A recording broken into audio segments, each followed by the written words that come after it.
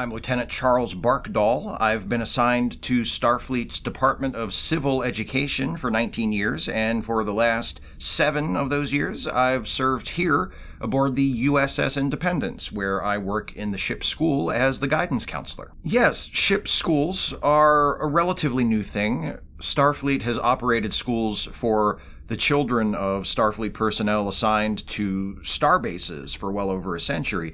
It's considered a necessary service that Starfleet provides its officers, enlisted personnel, and support staff, since deployments to starbases typically last at least several years, sometimes significantly longer, and knowing that they will be able to live on base with their family and that their children will receive a good education is a major incentive for many to join Starfleet in the first place. When the Galaxy class was being designed, Starfleet Command approached the Department of Civ Ed about expanding our school system from starbases to starships. On one hand, it made sense.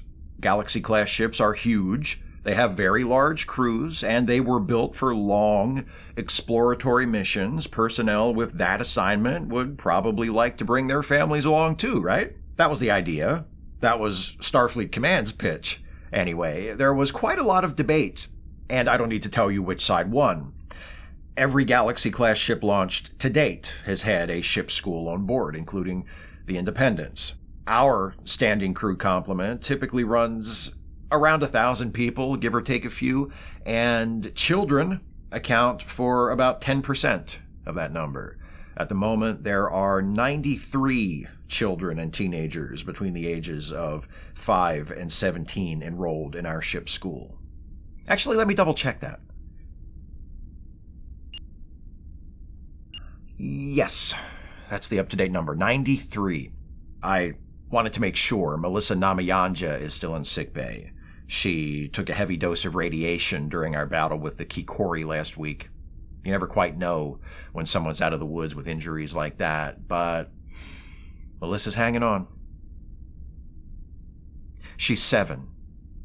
As a guidance counselor, my job is to meet with students in groups and individually to help guide their progress from one skill level to the next. I work closely with their teachers to make sure they're keeping up with their studies, hitting all their benchmarks. I help the older students choose their specialized educational tracks, select classes, and decide on a career path when the time comes for that. It sounds boring to a lot of people, I realize. Even those who are drawn to education as a career don't usually set out to be guidance counselors. Everybody wants to be in the classroom, you know. But I get to work with every student at every level and stay with them all the way through, from their first day of school to the day they graduate or their family moves on to another Starfleet posting, ideally. Plus, one thing you can't ever call life on a starship is boring.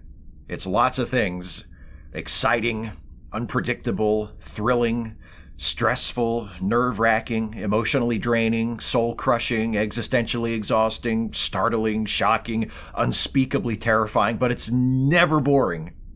Even a comparatively mundane job like mine presents exceptional challenges by virtue of where we are. For example, during my first year here on the Independence, there was a young man named Hao Yu. He lived on the ship with his mother. She was a lieutenant who worked in astrobiology, I think. I didn't have a chance to get to know her. 3 weeks after we left Space Dock, a being from a race of mischievous interdimensional entities snuck aboard the ship and shut down a section of our deflector shield while we were navigating through an asteroid field in a molecular cloud at low impulse speed. One of the smaller asteroids impacted the outer hull of one of the science labs. There was a breach about that big. The asteroid entered and brought some of the gas from the cloud in with it, had a chemical reaction with the oxygen that was rushing out through the hull breach, and set the atmosphere in the science lab on fire. By the time the deflector was back on and standard atmosphere was restored in that section, everyone in the science lab was dead, including Hao Yu's mother. Turns out that race of mischievous interdimensional beings visited Earth a few hundred years ago. They were the inspiration for the stories pilots used to tell about gremlins. Just a fun fact there. Anyway, after his mother's death, Hao Yu began to struggle in school. He was still attentive in class, but he wasn't completing his out-of-class assignments. I talked to him, tried to help him process the loss of his mother. Those talks were productive, I thought, but he still wasn't getting his work done, and his teacher started to become very concerned about his lack of progress. I couldn't figure it out. Then, one day, Hao Yu was late for an appointment with me, so I asked the computer where he was, and he was in the morgue, sitting by the stasis tube where his mother's body was being kept. Hao Yu's mother had requested, in the event of her death, to be returned to Earth so she could be buried next to Hao Yu's other mother, who was also in Starfleet and was also killed in the line of duty when Hao Yu was just a baby. We had just departed Earth for a deep space mission and weren't going to be back for at least a few years, so Hao Yu's mother's remains were kept in the morgue until we were able to rendezvous with another ship that was heading to Earth and transfer her and Hao Yu over there. Hao Yu wasn't keeping up with his schoolwork because he was spending every free moment he had in the morgue with his mother. I kept track of him for about a year after he left the Independence, and once his mother was laid to rest, he resumed being an excellent student. He'd be in his second year of high school now. He lives in a commune in Yushu with both sets of grandparents, last I heard. So, good for him. You see what I mean about the added challenges of doing this job on a starship. Guidance counselors who work planetside, or even on space stations, don't have to worry about how they're going to help children in situations like Hao Yu's. Or Gracie, a young lady who had trouble concentrating on school after her dog was hit by a Malorkian neurogenic advancement ray, developed the power of speech and a genius-level intellect, and subsequently left the ship to become a captain in the Malorkian Galactic Navy. Or Joan, Ashraf, Eduardo, and Izara, who were part of a group of crew members who were abducted by Elassi pirates and held hostage on Bitskapi Prime for a week. Or Hank, the younger son of our first officer, who hasn't been the same since his father was possessed by the disembodied essence of the last king of the Moglanites and attempted to fly the ship into the Moglan sun as a tribute to their gods. I could keep listing examples all day, but you get the idea. What kind of dog was it? Pomeranian. You should have seen her in her little Malorkian Navy uniform. She was adorable. Broke Gracie's heart when she left. With this job, I never know what problem I'm going to be hit with next because I never know what problem one of my students is going to be hit with next, and their problems are my problems. But Starfleet Command must think that I and my fellow educators have done all right because here we are 7 years later. And the Starship school system is going strong. We're still running schools on every Galaxy-class ship because there are still families with young children on every Galaxy-class ship. The program was considered such a success that within a few years, Starfleet actually expanded it beyond the Galaxy-class. There are families living aboard Nebula-class and Ambassador-class ships, and even some older ships, Excelsior-class, Miranda-class. That's why so many of the fatalities at the Battle of Wolf 359 were children. That was almost 4 years ago. Yes? Incoming subspace transmission from Darla Cruz. Hold, please. I'll take it in just a second. This is going to be a private call. Can you give me a few minutes? Thanks.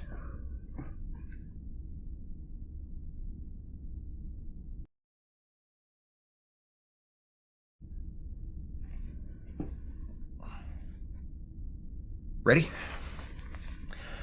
So, as I was... What outfit did you folks say you were with? The Bureau of Information. So, this is going out to people other than just Starfleet? Is it going to be a problem for you if I step off the company line slightly? Because... Be honest? All right. I don't even know where to start. Actually, you know what? I should correct something I said before. At the beginning, when you asked me to state my name and rank and what I do, I gave my job title as guidance counselor, but you know what would be a more accurate title? Child trauma counselor. Do you have any idea what it's like trying to educate children on a starship? What's that? Hard, you said. No, you know what? In a way, it's easy. Earlier, I said that I never know what problem a student is going to be hit with next, but on second thought, I kind of do know, because whenever I have a student who starts to fall behind, 99 times out of 100, it's for the same reason, because that child is struggling to cope with the horrible thing that just happened. Which horrible thing, you may ask? I already told you, the one that just happened. Because there's always a horrible thing that just happened. This ship has come within seconds of being completely destroyed so many times, it's crossed over from the tragic to the absurd. I tried to keep track of it at first, the number of times we've all almost been killed by a hostile alien ship, or a spatial anomaly, or a computer virus that turned out to be a new form of intelligence, or a biological virus that turned out to be a new form of intelligence, or an ancient penny-farthing bicycle we found randomly floating in space hundreds of light years from Earth that turned out to be a vessel carrying a new form of intelligence. I got up to 25, and I stopped counting. I couldn't take it. There are days when the stress and the fear and the sense of helplessness and futility becomes so overwhelming, I don't think I can take it, and I'm trained for this. You know who isn't trained for it? The 7-year-olds. This job, this actual job, not what's in the job description, but the trying to help children get interested in learning while they're in a situation where they could all die at any moment, it never ends. It's not something where you reach a point and you can say, okay, I'm done, it's finished, task complete. Never happens. That call I just had, that was from my best friend. I met her through work, actually. You know what she does? She works for an orphanage. Sometimes, like just now, she'll call me and she won't even want to talk. She'll just cry. No words, no explanation. She knows she doesn't need to explain anything. She knows I'll understand because it's happened so many times. And you know what I say to my best friend Darla during these calls? Nothing. I cry too. Just two adults on a call together, crying and crying and crying before hanging up and going back to work. Just normal. Is this what the first astronauts thought it would be like out here? Or did they just naturally assume we'd be leaving the youngest and most innocent and vulnerable members of our society at home? It sounds like I'm asking a rhetorical question to express my point, but I do seriously think about the first astronauts on Earth a lot. You guys work for the Bureau of Information, so you probably know this stuff already, but for anybody watching this, if anybody ever watches this, if you don't know, way back in the 20th century, when the earliest human spaceflight projects were underway, there was going to be a mission called Apollo 1, which was planned as the first test flight for the spacecraft that was going to fly humans to the moon.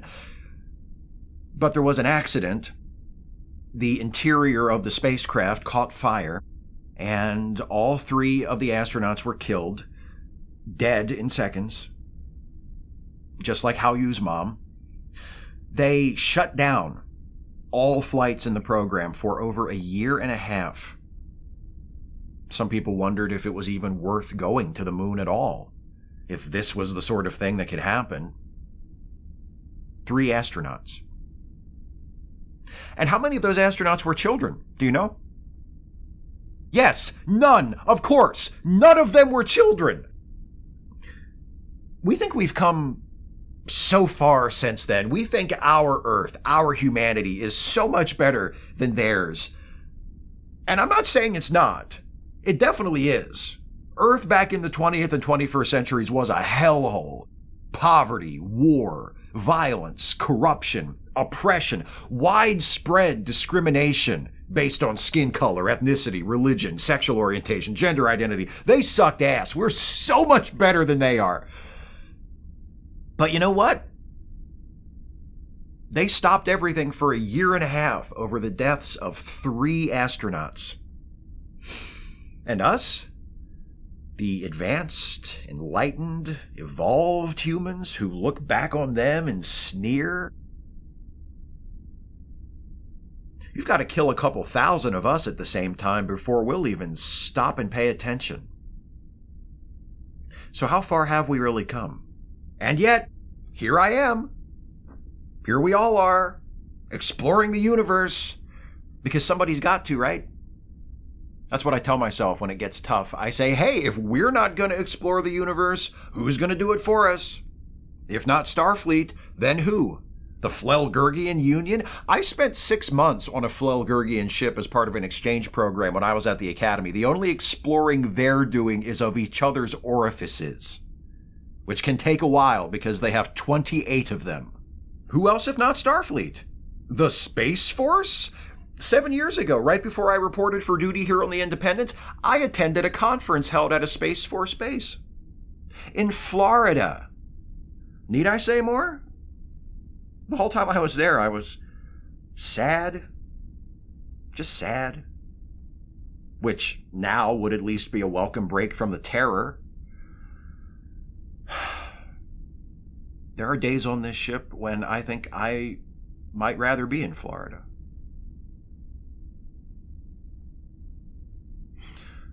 Sorry if I went too dark there. How do you think I know how many orifices they have? In my bedroom, in the drawer of the bedside table, there's a pad with 2 letters on it. And there's more than just that. It's also got a bunch of pictures my brother sent me of the vacation he and his wife took to the resort colony on Fergus 12, which, it looks like a lovely place. I'm glad they had a good time, but I never asked to see pictures. It feels wrong to just delete them. He's my brother, and he's trying to make me feel included in his life, but he has assumed a level of interest on my part that is not remotely there. And there are a few short stories on there that I've written, some semi-autobiographical stuff. I'd never show them to anyone, so don't even ask. I'm embarrassed I even told you about them.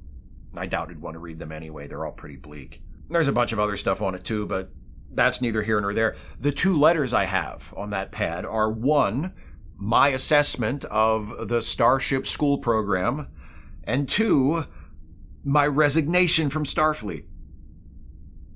I haven't sent either one. They've been sitting in that drawer for months. The assessment is something I'm required to do every year, and it's way overdue. I got another communique from CivEd just yesterday, in fact, asking where it was and how soon they could expect it. I didn't write back. My plan is, if I send in the assessment, I'll go ahead and send in the resignation letter too. Because once they read what I have to say in the assessment, they'll ask for my resignation anyway. Because for the first time in 7 years, I was honest in this one. Like I'm being with you now. I recommended, vociferously, that the Starship School program be ended and all non-adult family members of Starfleet personnel currently living on starships be transferred off immediately. My single recommendation won't mean anything, but if I say something and others in my position hear me saying something, maybe some of them will say something too. Maybe enough of them to make a difference, I don't know. I believe in Starfleet. I believe in the mission.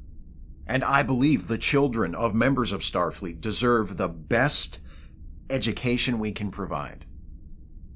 But should that education take place in an environment where the physical and emotional welfare of those children is threatened, where the lives of those children are threatened on a constant basis? It doesn't have to. This is not a natural state. Things are this way because we made them this way. Things continue to be this way because we tolerate it. What kind of society sends children to school under conditions where, on any given day, they could die a violent death? or see their friends or their teachers die a violent death. If we stare that problem in the face, knowing we could fix it, and then look away and do nothing and pretend it's just normal, what's that say about us? Yes? New subspace message from Joshua Barkdahl. That's from my brother. What are the contents of the message? The message contains images taken at the nudist resort colony on Ordover Prime. How many images? 346. Send it to the sad pad, please. That's what I call it. The sad pad. It's where I keep all the stuff that makes me depressed or ashamed or that I just don't want to deal with. Storage on the sad pad is full. Would you like me to save the message and attached images to another location? Just delete them. Task complete.